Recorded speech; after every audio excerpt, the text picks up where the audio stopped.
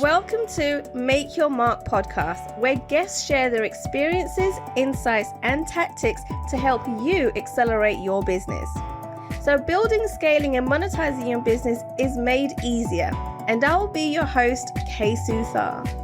Hey guys, welcome to another episode of Make Your Mark podcast. And oh boy, do I have an exciting guest for you today. His name is Tom Healy. He's passionate about helping organizations drive higher performance from their key people. As a teenager, Tom started his first business, and entrepreneurial spirit only grew further. Over his professional career, Tom has founded 3 successful businesses, published 5 books, and developed online education used on over 100 college campuses. He's delivered 1,000 presentations and helped hundreds of organizations execute even faster.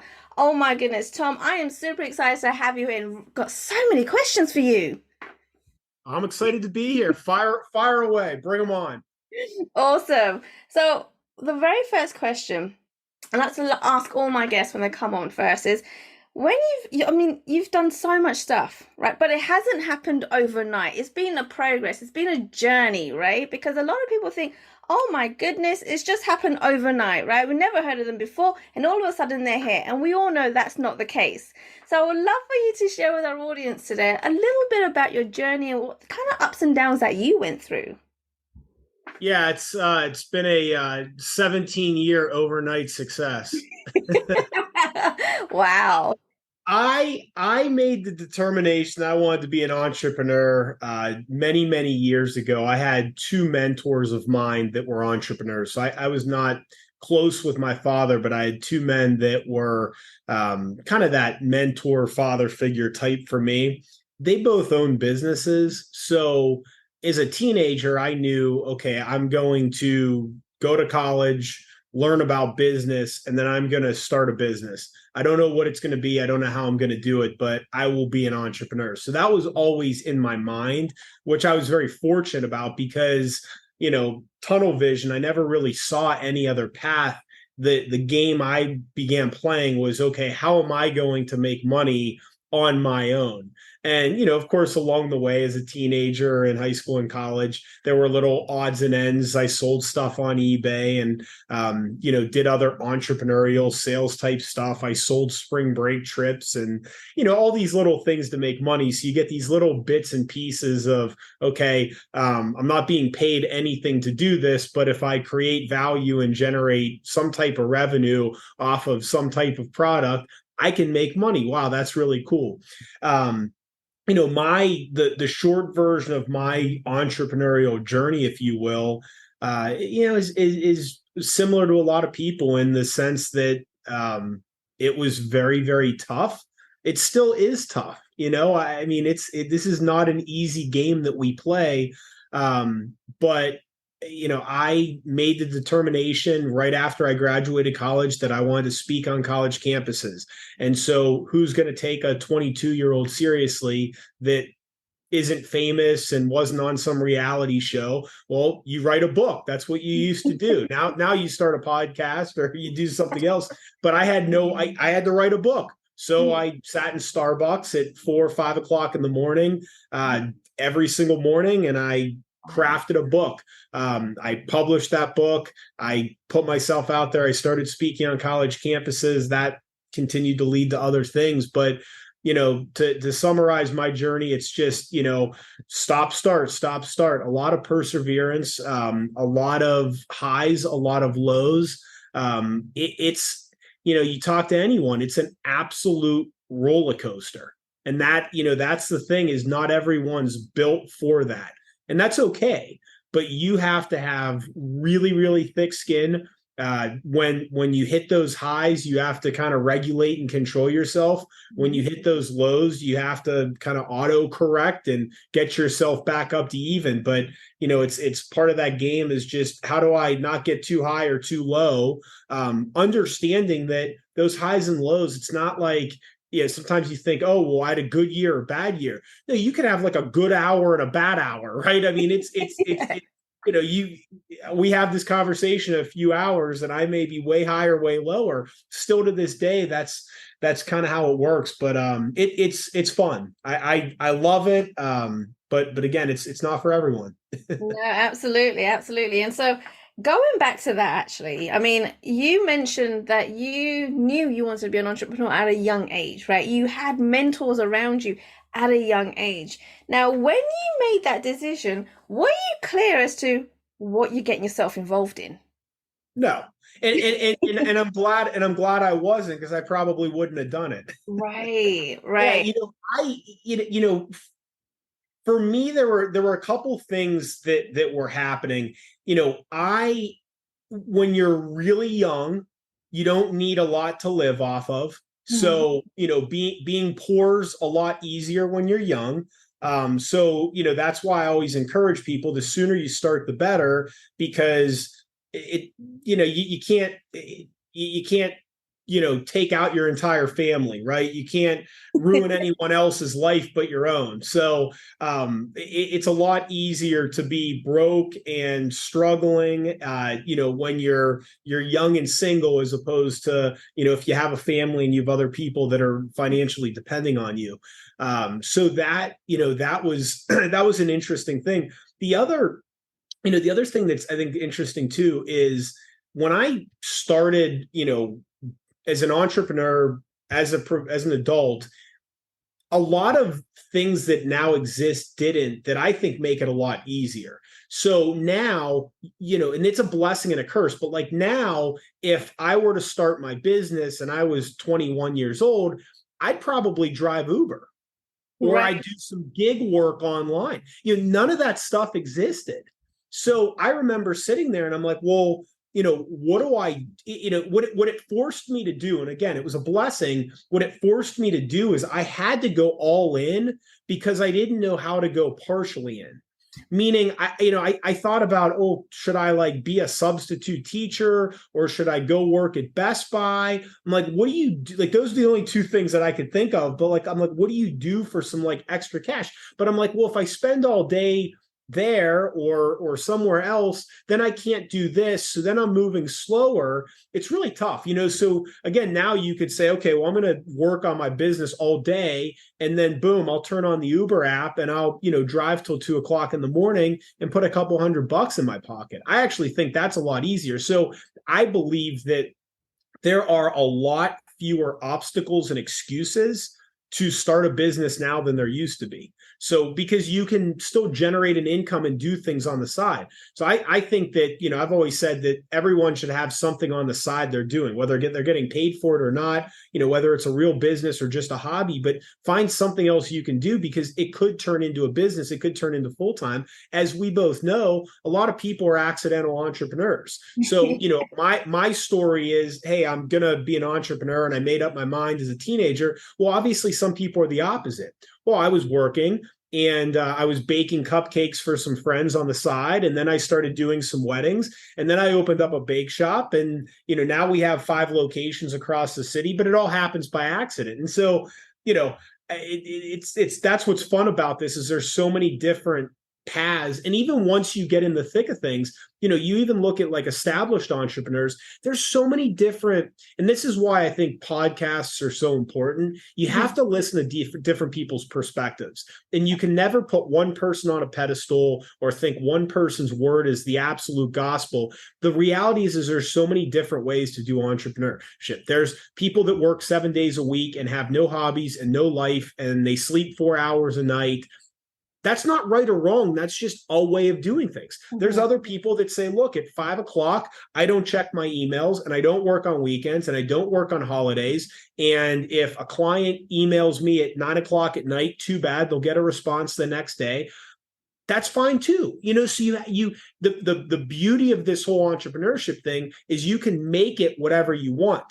That being said, we often forget that, and we often don't have discipline, and we don't have boundaries, and it can become a really challenging game if you have no discipline. You say yes to everything. You let everyone else control your schedule. You bend over backwards for every single person around you.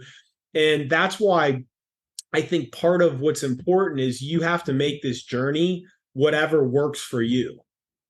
And it's going to be different for everyone. And just because someone chose one path doesn't mean you need to. Just because someone's a workaholic doesn't mean you need to. But someone that says, oh, you need to take better care of yourself and you need to have more balance, that may not be what's best for you. And you may not be at a stage where you can afford to do that. So the moral of the story is you have to take control over your own journey and make it whatever you want to be. But it's got to work for you. It's got to work for, your personal and professional life. It's got to work for your health. Even something as stupid as sleep. Like I find sleep to be really interesting because some people are morning people. Some people are night people. Some people need 8 hours of sleep. Some can get by with less. You have to figure out what works for you. Like, just because some entrepreneur, I wake up at 4 o'clock every morning. I go and work out and people go, well, how do you do that? Well, it works for me. That being said, I'm not going to work at 9 o'clock at night because I'm shot. I'm moving so slowly and the quality of my work is so poor that there's no point for me to be doing it. However, 4:30 in the morning, I'm on the Peloton or doing whatever, and I'm firing. It's some of the best work and thought that I have all day. But you have to figure out what works for you. Absolutely. Oh my God. So many golden nuggets already, Tom. Oh my goodness. So all right, I want to go back a little bit, right? Because again, you started this at a young age, but what did your friends and your families think about you going all in, right?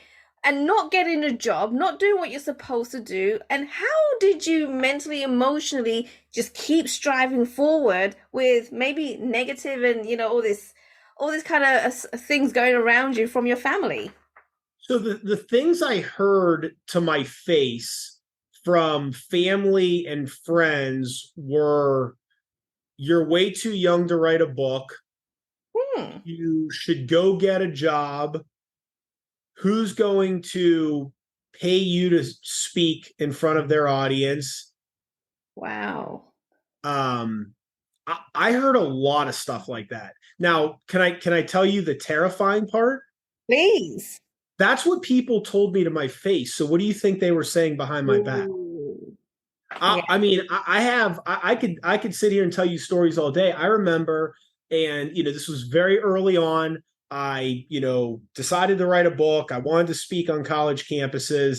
We were at a Christmas party, and a kind of friend of the family, not someone that I knew well, but one of those came up to me, and he had a couple of drinks, and what are you doing now? And I'm like, oh, I'm gonna start speaking on college. And he just looked at me and, who the hell is gonna pay you to speak? You're like 21 years old, man. Like, do you have any credibility? Like, that's what he said right to my face. And that's where, I mean, how do you not feel horrible about yourself, right? How do you not and so you have to mentally, you have to nod your head and go, oh, well, I think I'm going to, but what you're thinking, you're thinking like, screw you. Right. So I heard stuff like that all the time. I mean, I had to borrow a little bit of money. I had to raise a little bit of money to write the book and build the website and do all that stuff. But obviously a lot of people told me no and told me, and I understand that. I mean, it's not like I had this brilliant business idea. I said, hey, I want to, go be a speaker and build a personal brand. But I had to borrow money to do that. And so, yeah, I mean, I heard a lot of things to my face. The first person that edited my book. So I wrote the rough draft of the book and I gave it to her, and it was a family friend. And I mailed her a copy of it. She mailed it back to me. I'm thinking the entire thing's going to be edited. She edited the first 3 pages in red ink, and then she stopped and she wrote me a note. And the note, which was written on her stationery, and I still have it and occasionally pull it out while I'm speaking to an audience. Wow. But the note said, you're way too young to write this book. I think you should put this in your desk drawer, and when you're 30, you should revisit it. And that's what she told me to do. Wow. So, I mean, imagine how you felt when you spent 6 months writing this book, taking this risk, trying to build this personal brand, wanting to be an entrepreneur, and you're told by a legitimate book editor not to write the book. and you sit there, and I remember it like it was yesterday. But I sat there in my desk chair. Of course, my desk was also my room. you know I sat there, and I'm like, I'm a failure. Like, how am I going to tell people that this didn't work? I told everyone I was going to write a book. I told everyone I was going to speak on college campuses. I sat there and felt sorry for myself for like a minute or two. And then I remember out loud, I had two words for her in that note. You can take a guess as to what they were. I actually said that out loud. And I thought, no, I'm going to do this. But to answer your questions, I heard a lot of stuff, and that was to my face. And it's not like I had a horrible idea. Like, I'm not saying that what I was trying to do was the best idea in the world, but it wasn't crazy. It's not like I said, oh, I have this horrible business idea and I'm trying to raise millions of dollars. I said, no, I want to write a book. I want to speak on college campuses and see where that takes me. And it was a perfectly legitimate idea. It's not like my personality was so bad that people would look at me and go, oh, well, you could never speak on stage, or you'd be too nervous, or you wouldn't have anything to say. I mean, I had, even at 21 years old, I had the personality that you go, well, if anyone's going to do it, it would be you. Right. So, why not? And that doesn't mean you had to give me money, but I just, and I think too, I think something that's interesting, and I, for lack of a better term, I call it the Shark Tank effect. But I think entrepreneurship's viewed a lot differently now than it was 20 years ago. I think, it's a lot cooler. I think it's a lot easier to understand. So now, that's a blessing and a curse, because so part of me says, hey, if I was starting out now, people would go, oh, you're starting a business. That's so cool. What are you going to do? Write a book, start a podcast, develop online education, publish content on LinkedIn. Yeah. And I think people would understand it a lot more. I mean, now it's funny. When I started speaking on college campuses in the United States, yeah, I knew all the speakers, right? There were only a handful of people that did it. And they all made a lot of money and were really good at it. Now everyone's a speaker. Everyone, so it's very difficult to do. But so anyway, so that Shark Tank effect, I think people are a lot more receptive to the idea of someone being an entrepreneur and encouraging them. The problem is that now everyone thinks they can do it. Now everyone thinks it's really easy. Now everyone, because you see what you see on TV. And I happen to know a lot of people that were on Shark Tank, and there are a handful that are absolutely killing it. There are many of them that people think are incredibly successful that are month to month in their business and really struggling and have to continue to raise more money. So now people think entrepreneurship is easier than it is. Anyone can do it. Everyone's going to be on TV, and it's like, that's not the case. So now I think people that maybe aren't built for it either think it's easier or get into it when they shouldn't. So we've gone from, hey, it's really hard and it's this mysterious thing and very few people can do it, to now everyone thinking they can do it. Right. And it's still tough. In some ways, it's a lot easier to start a business now than it's ever been, because you can build a website for free, and you could start a podcast, and you can publish content on social media that could attract potential customers. So all of that's great. I think the problem is that because so many people are doing it, and because so many people have a product to sell, it's really tough to break through, especially if you don't have tens of thousands of dollars a month to spend on digital marketing. Absolutely. Oh my goodness. So, Tom, now I'm curious, right? With everything that was being said when you were younger, how long did it take you to then get your book out and actually start speaking on stages? Yeah, it was 15 months. Ooh.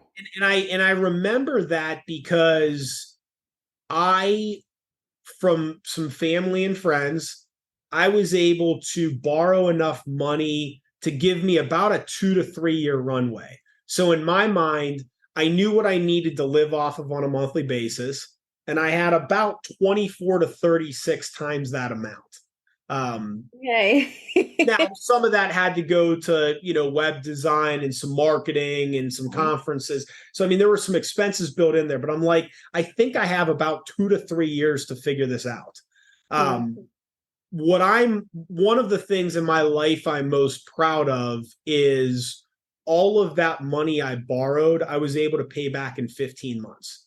So Wow. what happened was I made no money because I'm, trying to write a book and I'm trying to get myself out there as a speaker and I'm trying to figure it all out. So, month one, month two, month three, I'm just kind of grinding. And I went to a conference and these things still exist, but they're a little bit different now. But I went to a conference where everyone was looking for speakers for college campuses. And I went there and I had like 6 different people say, we'd love to bring you in.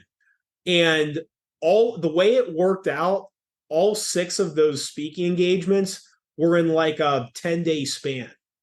Oh, So I wow. went from making no money to making 6 paid speaking gigs, check after check after check. It was like, wow, that's pretty wild. And so I got a lot of momentum. Again, it took 15 months, but I got a lot of momentum very, very quickly.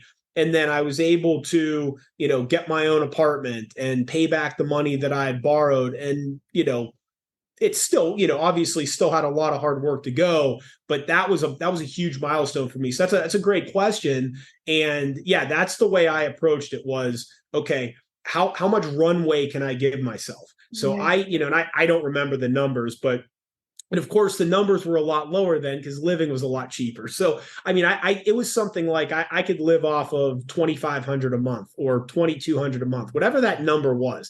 And I said, okay, so if I have that amount times 2 to 3 years, so 24 to 36 months. Okay, that's what I need. And that was reassuring because then I was like, okay, I have, it's not like I had to wake up every morning going, okay, if I don't make money today, I'm screwed. And I think a lot of times what's tough in entrepreneurship is there's a lot of uncertainties.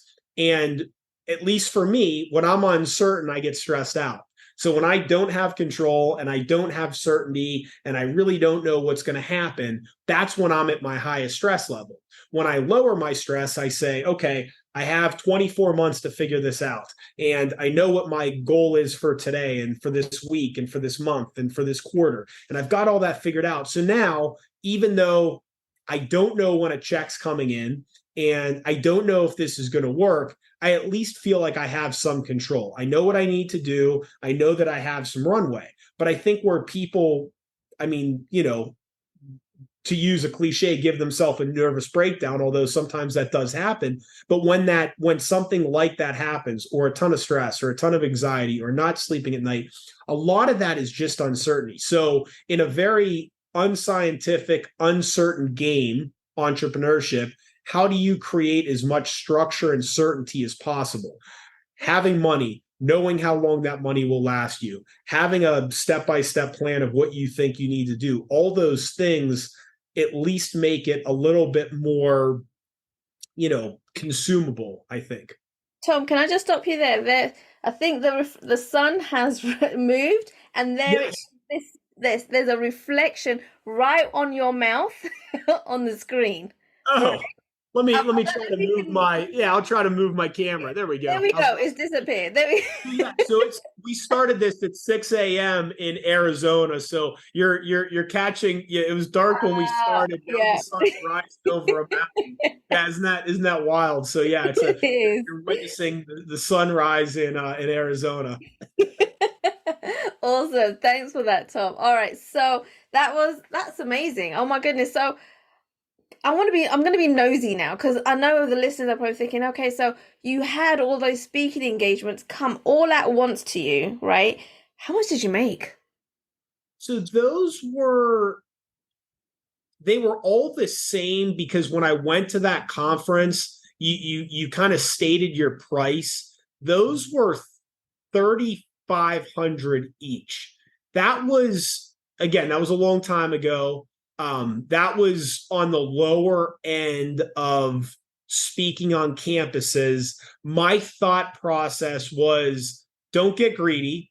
Right. You need to generate revenue and you need to get your reps, right? Meaning you've got to, I had never booked a speaking gig before. So the contracting process and, booking travel and going and speaking and having the right technology. I had never been in front of an audience. So I wanted, volume. And I think that's a good lesson in again, you don't want to price yourself low forever. You need to know your value. I get all that stuff, but you learn a lot more by being in the game than sitting on the sidelines. So if I go and speak 6 times, I'm going to learn a lot more than if I speak 3 times or I speak once. And 6 times 3,500 is a lot more than 2 times 5,000. Right. It is. So that was my thought process. I was definitely on the lower end. But yeah, that was it. It was 30. Okay. So I got 6 times 35. There you go. That's 21,000 overnight that, hadn't, so that was a huge win for me. Absolutely. Now, we have a lot of listeners here that are either speakers or looking to get into speaking. And you already mentioned, things are now very different. Ooh. Right? So if someone's very new and they want to go out speaking, I know they're like, okay, I need to have a speaker one sheet. I need to have my presentations done. I got to make sure I get a stylist and I'll look good and, right? But let's get down to the nitty-gritty and just talk about what is important for you as a business owner to be ready and get on stage. What are the things that should we be looking at right at the get-go? Well, one of the best pieces of advice that was given to me many years ago was good enough is good enough. Ah. And what happens is we think everything needs to be perfect. Right. And we think we need to have the greatest website in the world and the greatest LinkedIn and the greatest Instagram and the greatest website and the greatest highlight video and the greatest book and the greatest podcast and the greatest personal brand. If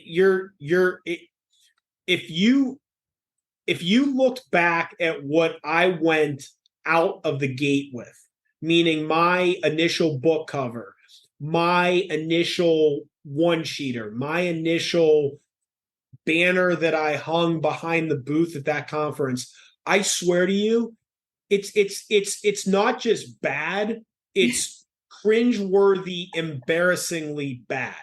Oh no. I mean, I have the image in my mind. I don't ever want anyone to see it again. I mean, I'll just tell you, I was wearing a suit.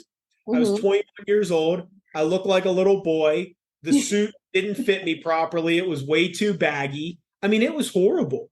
But the point was I was out there. I was in the game. And it's like you can't sit behind your computer for, 5 years trying to be perfect. So I think you have to accept the fact when you enter in we say speaking, but anything where you're the business, you're the brand, speaking, coaching, consulting, gig work. I mean, anything, any of this stuff, when you're using your subject matter expertise and you're trying to sell that, you just have to be insanely vulnerable.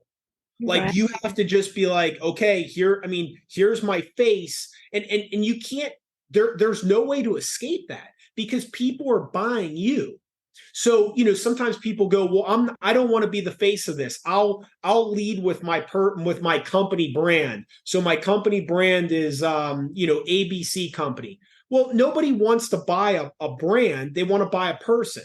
So they say, well, I want to work with Kay. I want to work with Tom. So I want to see their face. I want to see them smiling. I want to know that they're a nice person. I want to find out why they're credible. They're buying you or not buying you. So you have no choice. You have to be the face of this. It has to be your face. It has to be you speaking on stage. You have to brag about yourself. Like still to this day, when you were reading my bio at the beginning of that, it's completely uncomfortable. It's not natural to me. I don't like watching video of me speak, but you don't have a choice. Right. So you have to embrace that. You have to be willing to be vulnerable. You have to understand that good enough is good enough because whatever you go out there with, it's not going to be great. And it's going to take you a while to be great. And even when you are great, you're going to know that you can be better. You're going to be better on stage. Your promo video is going to be better. Your website's going to be better. It's constantly an evolution and a moving target, but you have to put yourself out there. And, just some other stuff. I mean, I think, repetitions are key. So, if I was starting out speaking right now, just how much content can I produce? I need to start a podcast. I need to write a book. I need to write an ebook. I need to start an online course that's going to be free that I'm going to get out there. I need to be on as many podcasts as possible, because let me tell you something. If you go and do 10 podcast interviews, you're going to be a lot sharper. You're going to find your story. You're going to say things and go, well, that was interesting, and write it down so you can develop some content. It's no different with speaking on stage. Are you going to be better the first time you speak or the 20th time you speak? Well, then how quickly can I get to 20 times? Last thing I'll tell you, and this was something that I didn't initially do. It took me a few years to really figure it out, and it's terribly uncomfortable to do. But find people that'll give you feedback, and not feedback of, oh my, not like my aunt.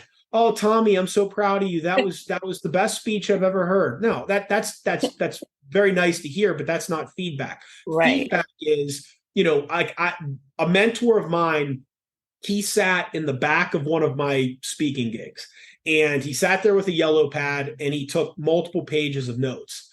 And he's a straight shooter. And I knew it wasn't going to be pretty, but I knew that I would get better if he gave me feedback. And some of the things he said was, you have to get funnier faster. And what he meant by that was, you got on stage for an hour and you were like a drill sergeant, and your heart was in the right place and you delivered great content, but at no point did you say anything that was even remotely funny. Wow. Put in some jokes. These people are sitting there for an hour. Say a couple things that are funny. There were some things stage presence wise. You weren't moving around enough. You were a little too sedentary. You got to be running around the room. So getting that feedback. You weren't telling enough stories. You need to, over the course of an hour, tell 6 or 8 really, really good stories. And every story should be interesting. It should be, and it should have a point.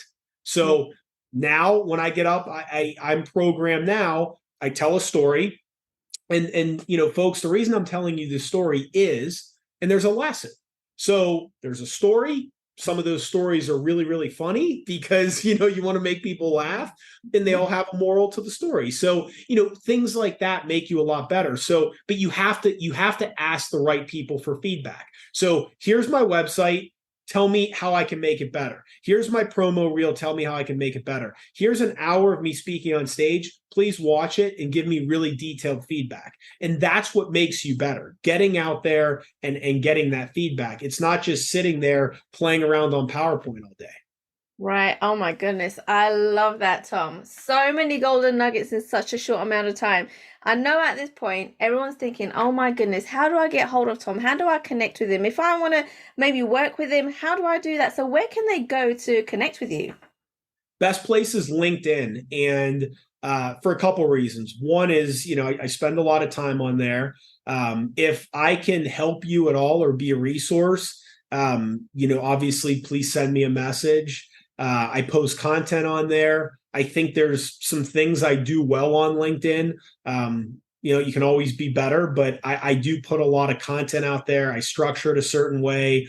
There's, some components of it. So it's just a good place, again, from a personal branding standpoint, and a place to reach out to me if I can be of value to you, or there's anyone I can introduce you to, and then some of the stuff I publish. So please connect with me on LinkedIn, Tom Healy, TomHealy. I'm in Scottsdale, Arizona, so I'm pretty easy to find on there. But yeah, I'd love to connect with you on there. And again, if I can be a resource at all, please don't hesitate to ask. Fantastic, fantastic. Now, if you had last words to share with our audience regards to entrepreneur, business, or speaking, what would that be? Ooh, that's a good one. It's not anything earth-shattering, but let me just reinforce that you've got to work really, really hard. You've got to be the Energizer Bunny, and When someone tells you you can't do something, or someone rejects your proposal, or you lose a client, or things are moving slower than you would like them to, or your great marketing idea that was going to change everything doesn't work.